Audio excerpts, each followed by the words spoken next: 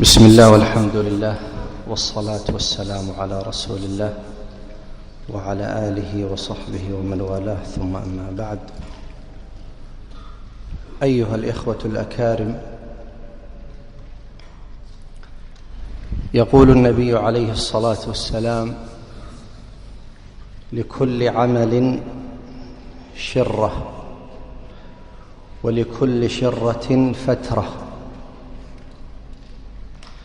فمن كانت فترته أو شرته إلى سنتي فقد اهتدى، أو كما قال عليه الصلاة والسلام.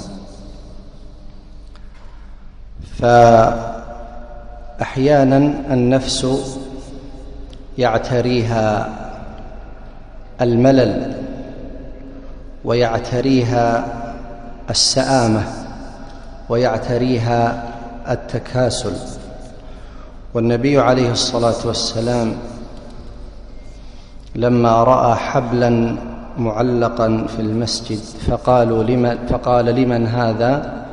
فقالوا: هذا لفلانة تقوم الليل فإذا تعبت مسكت بهذا الحبل.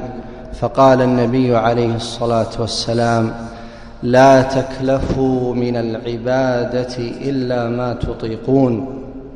ثم قال عليه الصلاة والسلام: لن يمل الله حتى تملوا، وفي رواية: لا يسأم الله حتى تسأموا. فمع كثرة الملهيات والمغريات ومشاغل الدنيا التي شغلتنا، دائما أنا أتذكر قول النبي صلى الله عليه وعلى آله وسلم: كلما أصاب النفس تكاسل عن طاعة الله فتذكر هذا الحديث عن النبي عليه الصلاة والسلام، فلعله دافع للمبادرة إلى فعل العمل الصالح.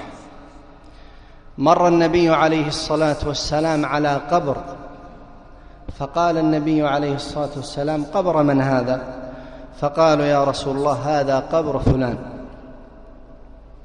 فقال النبي عليه الصلاة والسلام كلمات هي دافعة للمؤمنين والمؤمنات للمسابقة في فعل الخيرات قبل أن تنقطع أعمالهم. نعم، قبل أن تنقطع أعمالهم، لأن أولئك الذين قد وسدوا التراب قد انقطعت أعمالهم.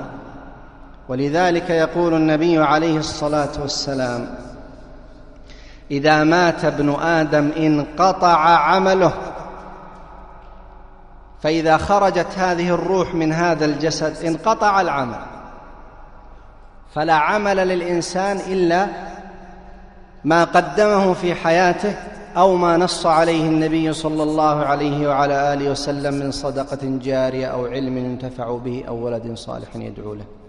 فقال النبي عليه الصلاة والسلام: ركعتان خفيفتان مما تحقرون من صلاتكم أحب إلى هذا الميت من باقي دنياكم.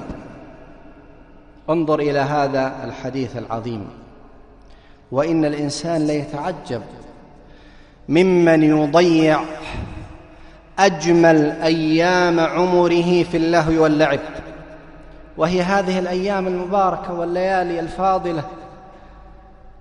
بعض الناس يتعمد في إهدار وقته وتضييع وقته قولا وفعلا، بل يتداعى الأصحاب إلى تضييع الأوقات وإلى تمزيقها وإلى تقطيعها في اللهو واللعب. وأعظم من ذلك أن تكون في المعاصي في هذه الأيام والليالي المباركات. فتأمل هذا الحديث دائما، اجعله نصب عينيك.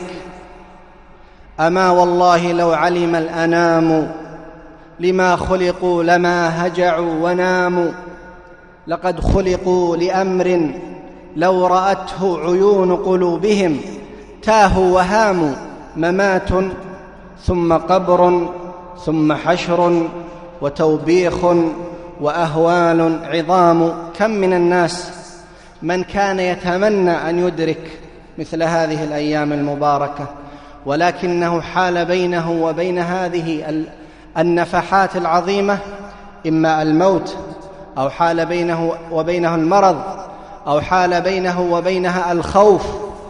فإذا تيسرت الأسباب لكي تعبد الله سبحانه وتعالى بادروا بالأعمال فتنا كقطع الليل المظلم، يصبح الرجل مؤمنا ويمسي كافرا، ويمسي مؤمنا ويصبح كافرا، يبيع دينه بعرض من الدنيا.